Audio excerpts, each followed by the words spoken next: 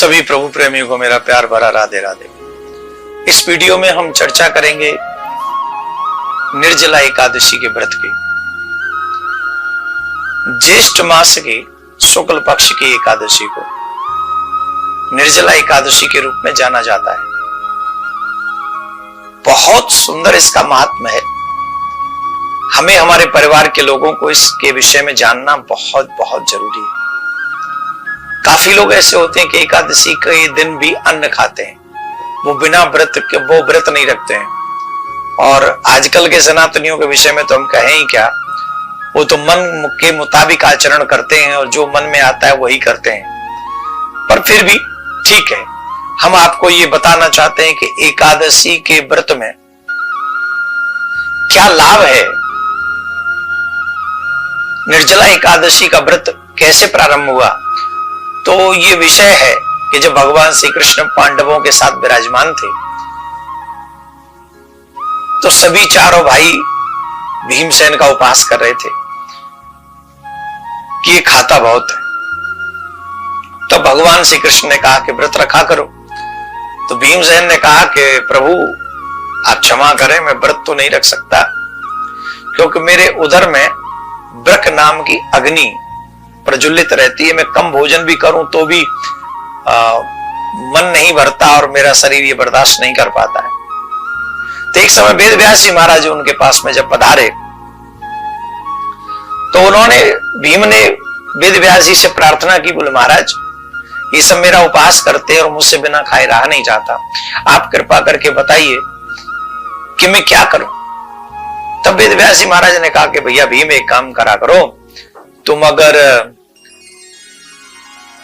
सारे व्रत नहीं रख सकते तो एक समय आहार कर लिया करो और एक समय व्रत रखा करो। बोले नहीं महाराज मैं नहीं रह सकता और मुझे नरक जाने से भी डर लगता है क्योंकि सुना है कि एकादशी के दिन अन्न खाने वाला मनुष्य नरक प्राप्त करता है, तो आप कृपा करिए।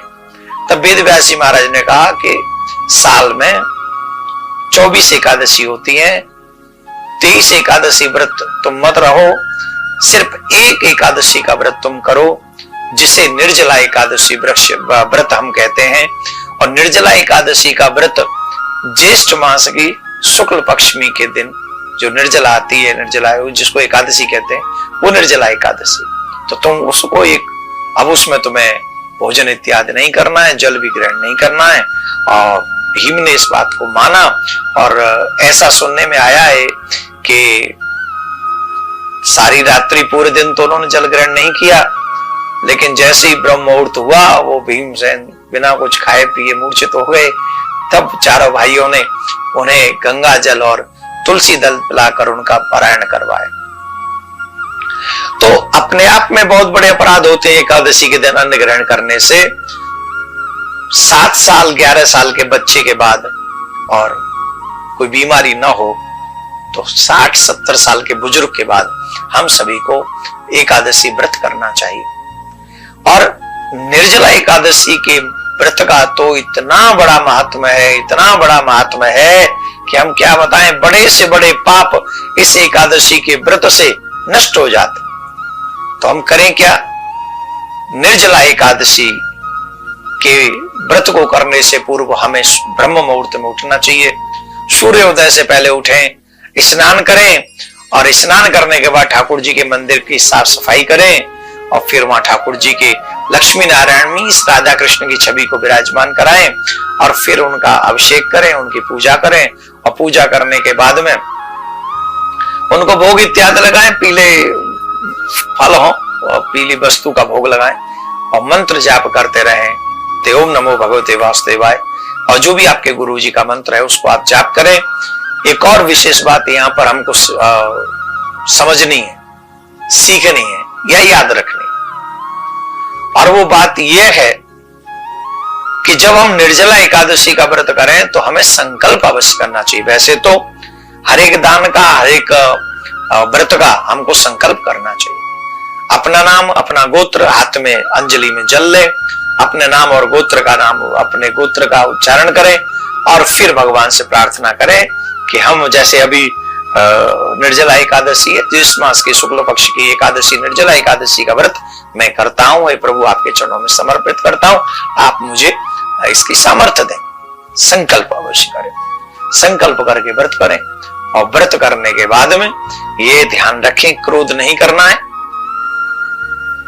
दृश्य गंदे ना हो, श्रवण गंदा ना हो, चित्त गंदा ना हो, भगवान की सेवा करें, गौ इत्यादि को चारा खिलाएं, दान पुण्य करें, जितना भी शुभ कार्य कर सकते हैं वो हमको करना चाहिए। संयम में हमको उस दिन व्रत रखना चाहिए। और 18 जून को निर्जला एकादशी होगी, 19 जून को परायण होगा। और परायण का जो समय होगा वो सूर्योदय होगा 19 तारीख को, सूर्योदय होगा 5:15 पर। और व्रत का परायण जो होगा 5:15 से 6:50 तक परायण होगा।